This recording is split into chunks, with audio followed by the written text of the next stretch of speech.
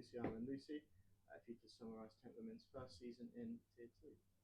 Yeah, so this year, first year in a new structure of the women's game. I think to summarise, it's been a challenging year for Kent Women, but it's also been enjoyable. And as a whole business, we've learnt so much around the new system.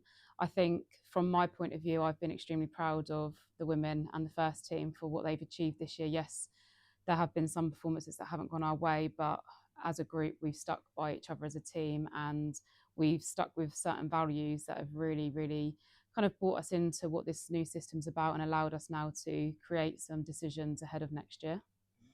And sort of looking at it from a outsider's point of view, it's been very similar to the men where there's been really good performances, but there's always been that one little bit that hasn't quite gone the right way, and that sort of affected the result. Would you sort of say that's been the case?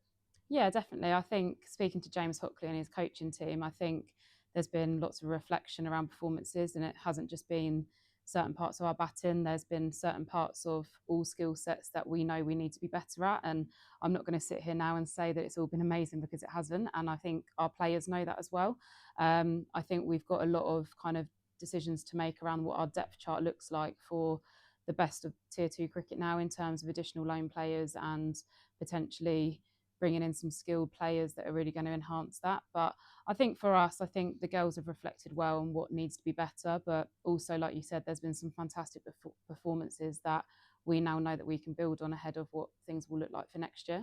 Yeah, and I think one highlight has definitely been the fact that it's a very young squad, Yeah.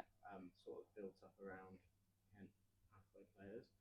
How's pathway gone this year, and then how are you able to then build those into first team cricketers? Yeah, so for me, like, as people won't know, but not my job isn't just the women's team. I'm running the whole talent ID from under 12s up to our emerging program as well. And the pathway in history has always been fantastic, and we still grow on to that. We still produce players. I think this year, from under 12 up to our under 18s in the pathway, there has been lots of success, and that's not just with winning games of cricket. That's progression with all of our players, and we are now seeing players that are going to be transitioning into Tier 1 academies, which is fantastic for us as a county. But also, we will be looking at more of our pathway girls to make their Kent Women's debuts, because I want that to be the route for our pathway players, not just going into academy cricket. Yeah, and that's sort of been highlighted by successful performances from players like Jen Gier, Zina Bilal, who's once part of the academy and pathway. What sort of can we expect out of that next generation, particularly the under 18s that made the national final last week? Yeah, so I think just to talk on the under 18s, they became second in the whole country. They had a loss against Lancashire in the national final last weekend, and they are an extremely talented group of players. And I think it's very exciting to see what the future looks for them. The likes of Genevieve, Zena, Daisy Brandon, and Naomi Scott, who are all in a Tier 1 academy, I think we're going to see them represent Kent Women and probably move into representing England under 19s at some point for many of our players. I think the women's system from England cricket now is very exciting compared to years ago. Even when I was playing, there was no route to becoming professional. It was very hard, where now there's so much option. So I think from a Kent girls pathway point of view, we are going to see many players that move into academy cricket and England under 19s for the future. Yeah, and sort of moving away from the cricket team performance of the season, Yeah. It's been an incredible success for Kent Women, the whole programme off the pitch as well. Yeah. What do you have to say about that? So I actually look at the success criteria, like you've just said, as a business and as a whole kind of part of Kent Women. For me, the support that I've had from the commercial team, the support I've had from Barry in the shop, everybody that's been involved has been absolutely 100% into what I'm really trying to achieve here with Kent Women. I think for me, the visualization and the culture shift that the commercial kind of and media team have done this year has been fantastic compared to other years. Just to be able to have us now on the social media platforms, be able to recognise who our women are is really, really important. Another thing as well, and this is probably from the players, is just to see supporters wearing a Kent Women's t-shirt. For the first time in history, we obviously had our own T20 kit, which has never happened. And I think the double header day just proved that. So, yeah, I think there's been so much success that doesn't get noted enough, because I know that we are assessed on what we do on the pitch, but there is a lot of learning and also growing for our Kent Women over the next few years. Yeah, of course. You mentioned it in there, but I was going to mention it anyway about seeing so many people, particularly the double header in the Kent T20 shirt. that were sort of all come about thanks to Koala. But then also there's been loads of support from other businesses like Fractures and Canterbury Christchurch, just to name a couple of them. How, like, from that point of view, how nice is it to know there's that backing there? It's amazing.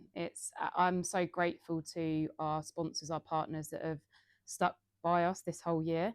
Extremely grateful for Koala that stepped in the week of getting a T20 kit sorted for us, which was amazing. I think if we go back to the double header, to have 1,500 people, members here supporting the women that day for us was a success in itself. Yes, we lost to Middlesex that day, but that was fantastic. And I think for me, it's allowing the members and supporters to know that if they are interested to be a match sponsor for the women's team, that we've got lots of packages, if even additional sponsorship, any more partnership and sponsor that we can get for the women is just going to allow us to grow and really kind of set the vision that we have. Yeah, and looking forward to 2026. A bit of a change in the membership packages means that all Kent Women's games were included in the full membership, but Yep. also included in the new white ball pass that Kent Cricket are offering. How good is that opportunity to be able to come to every single white ball game, including the women? Yeah, it's amazing. Like, again, it's history making. We've never had this package before. I think just to be able to have the women as part of the membership package in itself for the last year has been fantastic, because it's allowed us to it's allowed the members to come in and actually learn and see the women's game, which they haven't had access to before. I think having the white ball package as well, it will just allow so much more opportunity for supporters, and not just that, for young girls. I think the package will allow young girls across the whole community to get involved, not just to watch the women, but also then watch their stars as the men's team as well. Yeah, so then sort of looking ahead to 2026 again, if people wanted to support Kent Women, how could they go about doing that? I think to support us over the next year is to keep backing what we're going to do. For those that don't understand, this was our first year in a complete new structure, a complete new team compared to other tier twos. Yes, results didn't go our way, but I hope that everyone will get behind us ahead of next year with lots of changes coming in. I think it's really, really important as well, if local businesses as well, any kind of sponsorship, any sort of partnership that they would like to get involved with our commercial team will be hugely grateful to me. And I think as we keep growing, we're only going to get better with the support from everybody that's around Kent Cricket. Awesome. Thank you, Lucy. Thank you very much.